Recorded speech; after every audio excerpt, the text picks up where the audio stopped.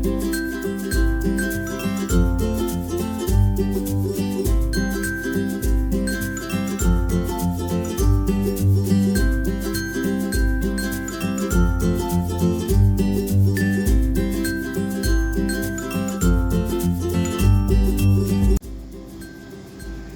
Friends, Divya's quick recipe या channel मध्ये तुमचं खूप खूप स्वागत। तरी आज आपण बाजारात मिळते तशी पांढरी शुभ्र बटर चकली घरी कशी बनवायची ते बघणार आहोत। चला तर मग रेसिपीला सुरुवात करूया। त्यासाठी लागणारं साहित्य बघू। अर्धी वाटी उडदाची डाळ, अर्धी वाटी फुटाणा डाळ, 2 चमचे काळे तीळ, 1 चमचा जिरं, अर्धा चमचा हिंग, 2 चमचे बटर, चवीनुसार मीठ, 2.5 वाटी तांदळाचे पीठ। तांदळाचे पीठ मी या वाटीनेच 2.5 वाटी मोजून घेतलं आहे, तरी तुम्ही घरातील कोणतीही वाटी वापरून हे पीठ घेऊ शकता। आता इथे मी एक पॅन घेतला आहे। पॅन मध्ये आपण उडदाची डाळ मंद आचेवर हलका सुगंध येईपर्यंत भाजून घेणार आहोत। तुम्ही बघू शकता 3 ते 4 मिनिट आपण मंद आचेवर ही डाळ हलका सुगंध येईपर्यंत भाजून घेतली आहे। तर यामध्ये आता ऍड करूया फुटाण्याची डाळ। 1 मिनिट भरासाठी आपण ही फुटाण्याची डाळ यामध्ये परतून घेणार आहोत। 1 मिनिट भरासाठी फुटाण्याची डाळ सुद्धा आपण परतून घेतली आहे। तर याला आपण एका प्लेट मध्ये काढून थंड करून घेऊ। डाळ आपली पूर्णपणे थंड झाली आहे, तरी याला बारीक असं मिक्सर मधून दळून घेऊ। इथे डाळ मी बारीक वाटून घेतली आहे, तरी ही डाळ आपण परातीमध्ये चाळून घेऊ।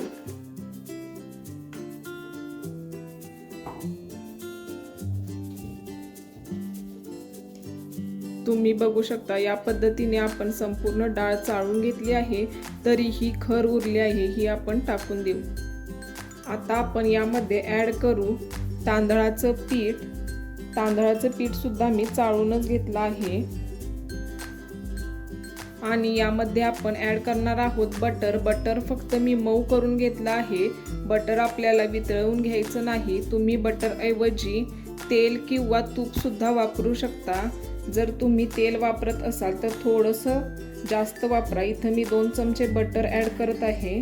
तुम्ही जर तेल वापरणार असाल तर 4 चमचे तेल ऍड करा। आणि हे संपूर्ण आपण बटर छान असं दोन्ही पिठाला चोळून घेऊ। पिठाला आपण संपूर्ण बटर चोळून घेतला आहे। तरी आता आपण यामध्ये ऍड करू हिंग, काळे तीळ 2 चमचे, 1 चमचा जिरं आणि चवीनुसार मीठ। आता आपण याला गार पाण्यात मळत नाही आहोत। जर गार पाण्यात आपण मळलं तर आपल्या चकल्या खूप कडक होतील। त्यामुळे मी इथे गरम पाणी करून घेतलं आहे। यामध्ये आपण थोडंसं गरम पाणी टाकून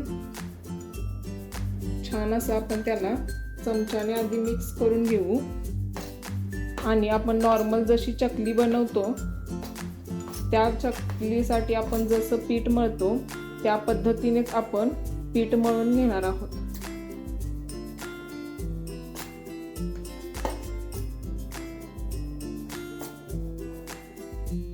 या पद्धतीने आपण पीठ मळून घेतलं आहे। तरी आता आपण याची चकली पाडून घेणार आहोत। त्यासाठी आपण छोटा गोळा एक घेऊ आणि उरलेलं पीठ आपण असं झाकून ठेवू आणि थोडासा हा गोळा आपण मळून घ्यायचा आहे आपल्याला।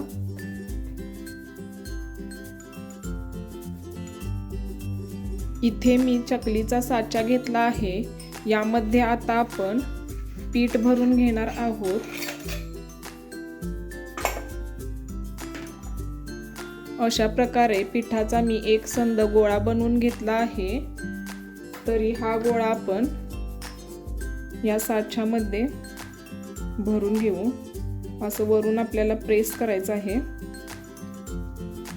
आणि एकसारखा आपल्याला गोळा बनवून घ्यायचा आहे। तुटक तुटक बनवायचा नाही, नाहीतर चकल्या आपल्या तुटू शकतात।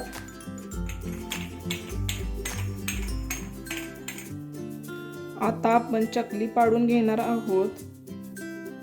या पद्धतीने आपल्याला गोल फिरवत चकली पाडून घ्यायची आहे।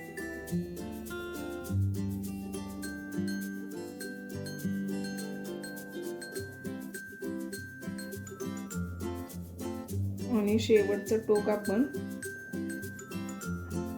इथे थोडं प्रेस करून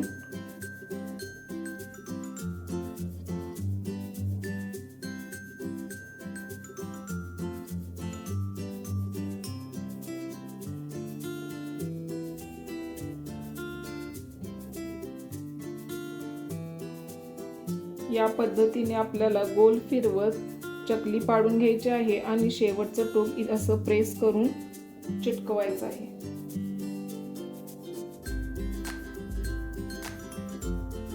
तुम्ही बघू शकता इथे आपण 7 ते 8 चकल्या पाडून घेतल्या आहेत, तरी लगेच आपण तळायला घेऊ।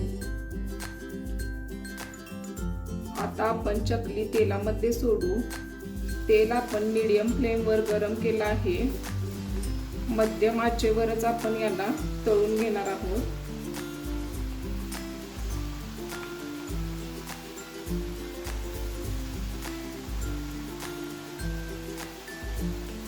सुरुवातीला याचे भरपूर बबल्स येत आहेत। याला आपण 1 मिनिटभर झारी लावायची नाही।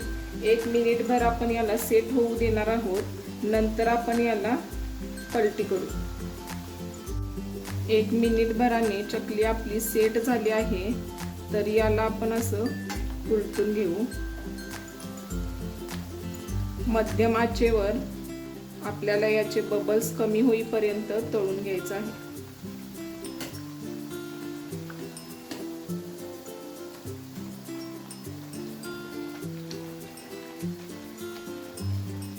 तुम्ही बघू शकता संपूर्ण बबल्स असे चकलीचे कमी झाले आहेत, तरी थोडासा असा गोल्डन कलर आला आहे।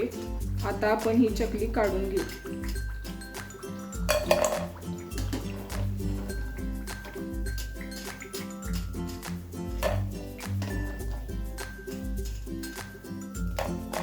अशाच पद्धतीने आपण सगळ्या चकल्या बनवून घेऊ। सगळ्या चकल्या आपल्या बनवून छान रेडी झाल्या आहेत, तरी ह्या चकल्या अजिबात तेलकट होत नाहीत।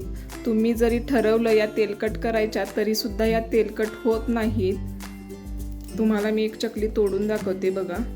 अगदी खुसखुशीत अशी आपली चकली खाण्यासाठी रेडी झाली आहे। या चकल्या तासभर आपण अशाच गार करून हवाबंद डब्यामध्ये ठेवू। महिनाभर अशाच छान कुरकुरीत राहतात।